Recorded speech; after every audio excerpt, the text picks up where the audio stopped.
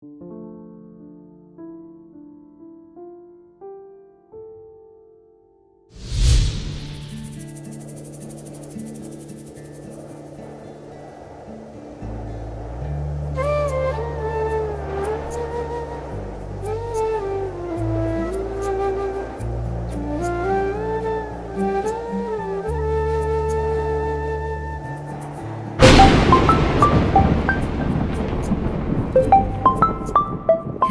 Hello, സിദ്ധാർത്ഥേട്ടനല്ലേ? അതെ. ആരാ? ശബ്ദം കേട്ടിട്ട് ഓർമ്മ വരുന്നില്ലേ? കീർത്തിയാണോ? ഇത്ര വർഷമായിട്ടും മറന്നു പോയിട്ടില്ല. അങ്ങനെ മറക്കാൻ പറ്റുമോ കീർത്തി? എപ്പോഴാണ് നാട്ടിലെത്തി? 2 ആഴ്ചയായി. സിദ്ധുവേട്ടനൊന്ന് കാണണമെന്ന് വിചാരിക്കണ്ടായിരുന്നു. അതിനെന്താ കീർത്തി, കാണാലോ. എപ്പോഴാന്ന് പറഞ്ഞാൽ മതി. എന്നാ നമുക്ക് നാളെ ബേ 4 വെച്ചൊന്ന് കണ്ടാലോ? ഓ, ആയിക്കോട്ടെ. 10 മണിക്ക്. ശരി.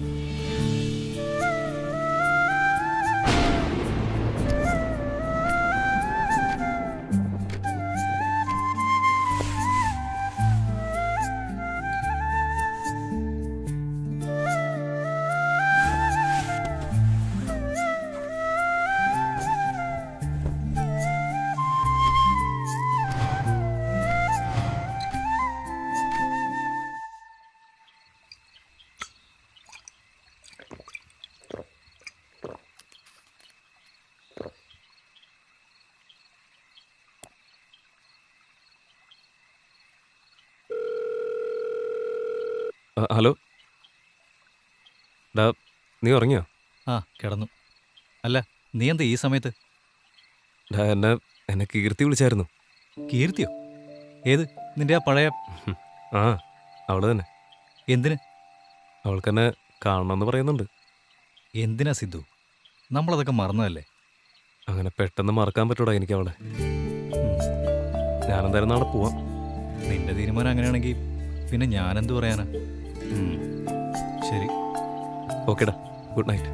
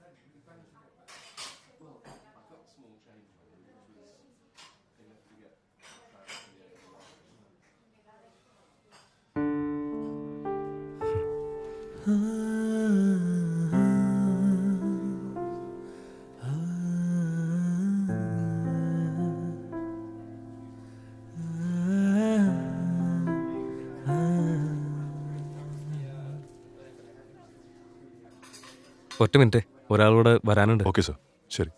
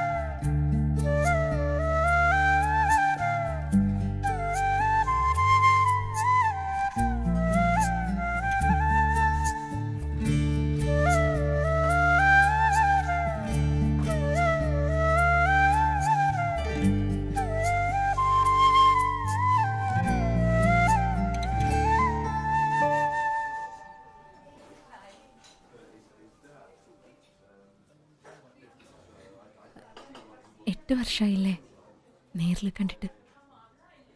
അതെ.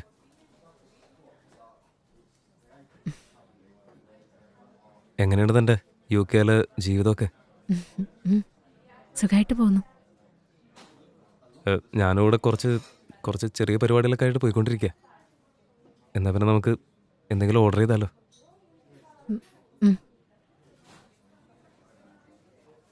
എടോ, ഇഷ്ടങ്ങളൊക്കെ പഴയതുപോലെ തന്നെയല്ലേ? നമുക്ക് മാംഗോ ഓർഡർ ചെയ്യാം. സർ, എന്താ വേണ്ടത്?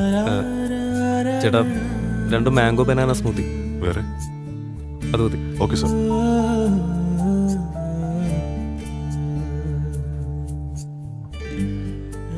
ഞാനത് പ്രതീക്ഷിച്ചില്ല.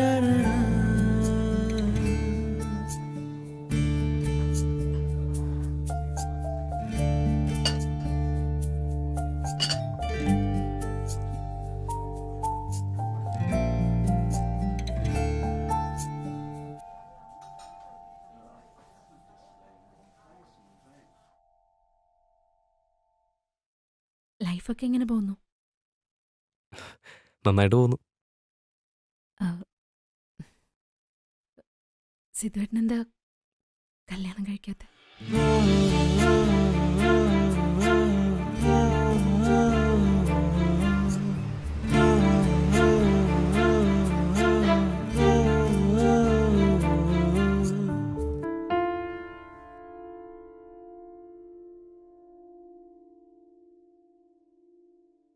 ഇനി എപ്പോഴാ തിരിച്ചു പോകുന്നത്? Next week. തമ്മിൽ കാണാതെയല്ലേ നമ്മൾ പിരിഞ്ഞത്. അതുകൊണ്ടൊരു നീറ്റലുണ്ട് മനസ്സിൽ. നേരിട്ട് കണ്ട് സംസാരിച്ചാൽ തീർന്നതാണെങ്കിൽ അങ്ങ് തീർന്നോട്ടെ എന്ന് കരുതിയ ഒന്ന് നേരിട്ട് കാണണമെന്ന് പറഞ്ഞത്. ഇവിടുത്തെ വീടും സ്ഥലമൊക്കെ വിറ്റു. അച്ഛനെയും അമ്മയും കൂട്ടി അവിടെ സെറ്റിലാവാനാ പരിപാടി. ഇനി തിരിച്ച് നാട്ടിലേക്ക് ഉണ്ടാവില്ല. അച്ഛൻ്റെയും ചേട്ടൻ്റെയും നിലപാടും ആ സമയത്തുണ്ടായ സിദ്ധുവേട്ടൻ്റെ അമ്മയുടെ മരണവും നമ്മളെ തമ്മിൽ അകറ്റി. ഇത്രയും വർഷം സിദ്ധുവേട്ടൻ എന്നെക്കുറിച്ച് ഓർത്തായിരുന്നു എന്ന് ചോദിച്ചാൽ സിദ്ധുവേട്ടനില്ലാന്നേ പറയും. പക്ഷെ എനിക്കറിയാം അതൊരു ഭംഗി വാക്ക് മാത്രമാണെന്ന്. കാരണം സിദ്ധുവേട്ടൻ അത്രമേൽ എന്നെ സ്നേഹിച്ചിരുന്നില്ലേ. തിരിച്ച് ഞാനും എല്ലാം മറന്നിട്ട് നല്ലൊരു കുടുംബിനിയാവാൻ ശ്രമിക്കാറുണ്ട്. പക്ഷേ എപ്പോഴൊക്കെയോ നമ്മുടെ പഴയ സ്നേഹത്തെപ്പറ്റി ഓർത്തുപോകും. വിധി ഉണ്ടായിരുന്നല്ലോ സിദ്ധുവേട്ടൻ നമുക്ക് ഒരുമിക്കാൻ. ഒരുപാട് നാളുകൾക്ക് ശേഷം കണ്ടപ്പോ എന്തോ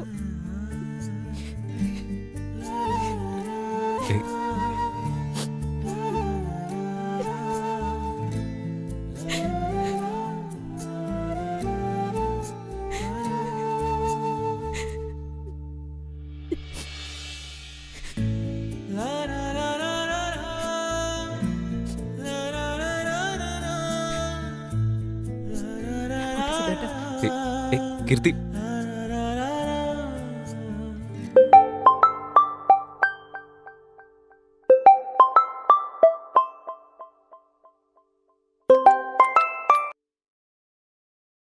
എടാ എന്തായടാ, കണ്ടോ? കണ്ടു. ഇപ്പൊ തോന്നുന്നു ഒന്നും വേണ്ടായിരുന്നു എന്ന്. ആകെ വിഷമമായി. എല്ലാം മറന്നു തുടങ്ങിയതായിരുന്നു. വീണ്ടും അത് പോട്ടടാ. നിങ്ങളുടെ സ്നേഹം ആത്മാർത്ഥമായിരുന്നു. അതാ ഇത്ര വിഷമം. അതൊരിക്കലും തിരിച്ചു കിട്ടില്ല എന്നുള്ള ഉത്തമ ബോധ്യമുള്ളതുകൊണ്ടാ നിങ്ങളുടെ പ്രണയത്തിന് എപ്പോഴും ഇത്ര മധുരം. Sincere love, it can never be taken away from heart.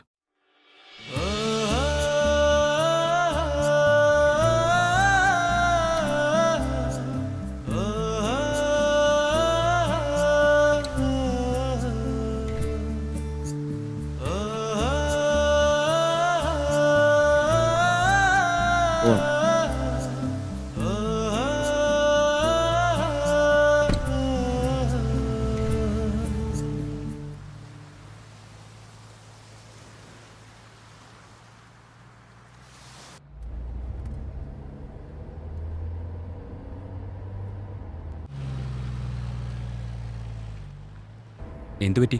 ആകെ ഒരു മൂടോട്ട് പോലെ. ഒന്നുമില്ല.